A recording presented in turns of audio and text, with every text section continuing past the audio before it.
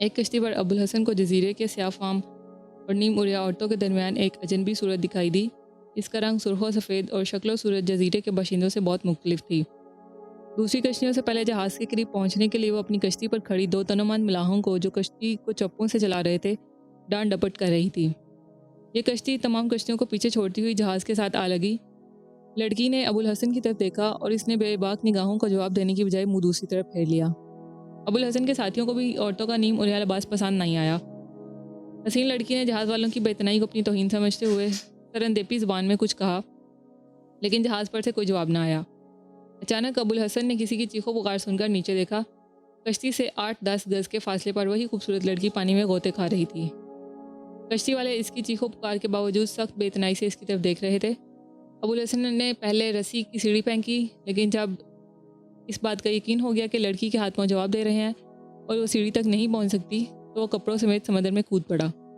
لیکن لڑکی اچانک پانی میں غائب ہو گئی اور وہ پریشان ہو کر ادھر ادھر دیکھنے لگا۔ اتنی دیر میں بہت سی کشتیاں جہاز کے گرد جمع ہو چکی تھیں اور جزیرے کے باشندے کہکے لگا رہے تھے۔ ابوالحسن نے 3 مرتبہ غوطے لگانے کے بعد دل برداشتہ ہو کر سیڑھی کی رسی کو پکڑ لیا اور وہ جہاز پر چڑھنے کا ارادہ کر رہا تھا کہ اوپر سے اس کے ساتھی چلانے لگا۔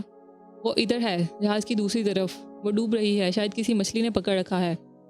مقامی عورتوں اور مردوں نے پھر کہکا لگایا۔ ابوالحسن لڑکی کے جہاز کی دوسری طرف پہنچنے کی وجہ نہ سمجھ سکا۔ تشویش اور حیرانی کے ملے جلے جذبات کے ساتھ اس نے پھر جلد ہی غوطہ لگایا اور جہاز کے نیچے سے گزرتا ہوا دوسری طرف پہنچ گیا۔ وہاں کوئی نہ تھا، اوپر سے اس کا وہی ساتھی شور مچا رہا تھا۔ وہ ڈوب گئی، اسے مچھلی نگل گئی۔ ابوالحسن مایوس ہو کر پھر دوسری طرف پہنچا۔ اس دفعہ لوگوں کے کہکوں میں اس کا ساتھی بھی شریک تھے، اور ایک عرب نے کہا، آپ آ جائیے، وہ آپ سے بہتر تیر سکتی ہے۔ ابوالحسن نے کھسیانہ ہو کر سیڑھی پکڑ لی، لیکن ابھی ایک ہی پاؤں اوپر رکھا تھا کہ کسی نے اس کی ٹانگ پکڑ کر پانی میں گرا دیا۔ اس نے سنبھل کر ادھر ادھر دیکھا تو لڑکی تیزی سے سیڑھی پر چڑھ رہی تھی۔ ابوالحسن جہاز پر پہنچا تو اس کے ساتھی پریشان ہو کر جزیرے کی لڑکی کے کہکے سن رہے تھے۔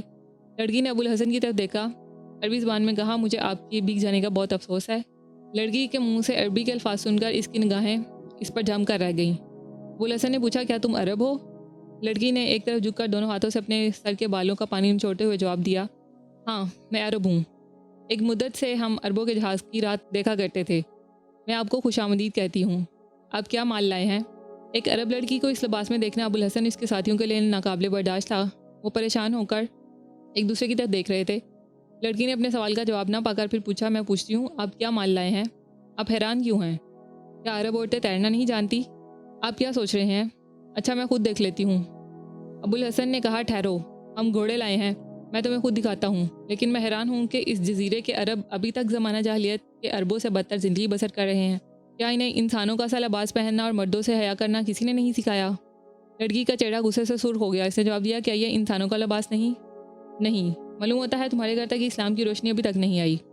یہ کہہ کر ابوالحسن نے ایک جبہ اٹھایا اور لڑکی کے کندھوں پر ڈال کر بولا، اب تم ہمارا جہاز دیکھ سکتی ہو۔